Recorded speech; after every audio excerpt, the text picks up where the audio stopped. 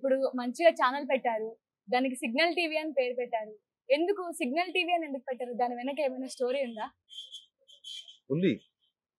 నేను నమ్ముతా. సంఖ్యాశాస్త్రం అవన్నీ బాగా నమ్ముతా. బాగా అంటే మరి అంత ఓవర్‌గా పోను. కొంతవరకు నమ్ముతా.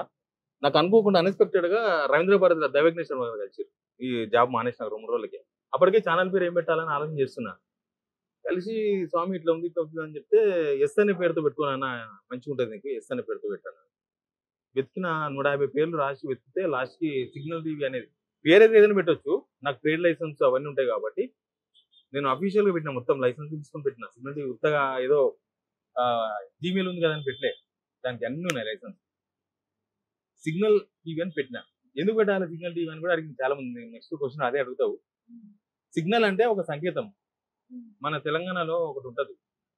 అరే ఒక సిగ్నల్ ఇరా నేను వచ్చేస్తా అంటారు.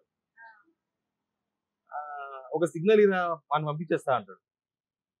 సిగ్నల్ అనేది మన తెలంగాణ ప్రజల్లో బాగా నానుడి, అది మాట్లాడుతూ ఉంటాం. సిగ్నల్ అంటే ఒక సంకేతం. అరే ఇషారి ఏరా అంటారు. ఇంకా పాతకాలంలో అయితే సిగ్నల్ అంటున్నాం. జనాలకు నేను ఏదైనా సంకేతం ఇద్దాం, జనాలకు ఏదైనా చెప్పుదాం, జనాలకు ఏదైనా మంచి చెప్దాం అని, చెడు కాదు.